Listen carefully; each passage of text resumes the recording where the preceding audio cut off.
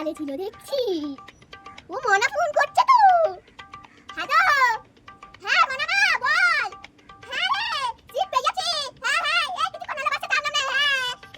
হ্যাঁ রে বাসে ভিড় আছে না, বেশ ভালো করে শুনতে পাচ্ছি না। হ্যাঁ জানিস মনা, আবার আমার ব্যাগটা রাখার জন্য একটা সিটও পেয়েছি রে। হ্যাঁ শুনতে পাচ্ছি না। গরম গো বাবা।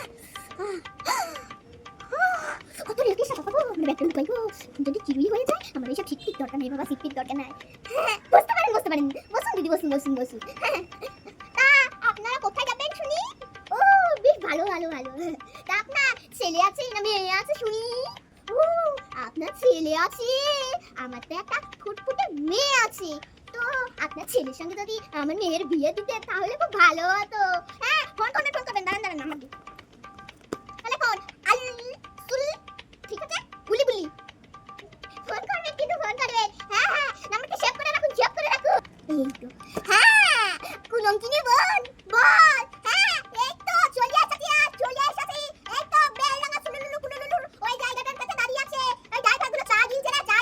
হ্যাঁ আমি ওখানে গিলছি, আর কি করব বল। হ্যাঁ চলে যাব ওই 9টার মধ্যে ঢুকে যাব। হ্যাঁ এখন রাখি না বোন, কুলঙ্কিনী বোন। হ্যাঁ রাখ।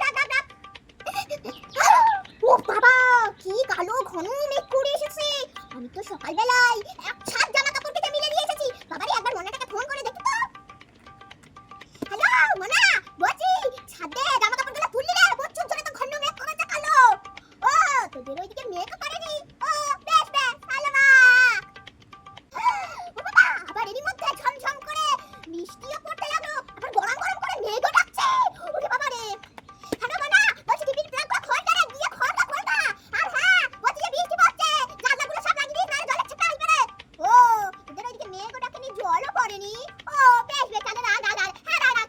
অনেকক্ষণ বকাবকি করলাম, এখন একটু টানা ঘুমনি। তাছাড়াও তো খাওয়া দাওয়া সব হয়ে গেছে, পেট ভর্তি করে এবার একটা টানা ঘুমনি। ভগবান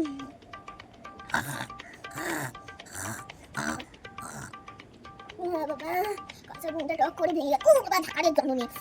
বুইয়া এই তো কোন জায়গা ঘুমা ওরে বাবা আমি তো আমার ঢুলের বানি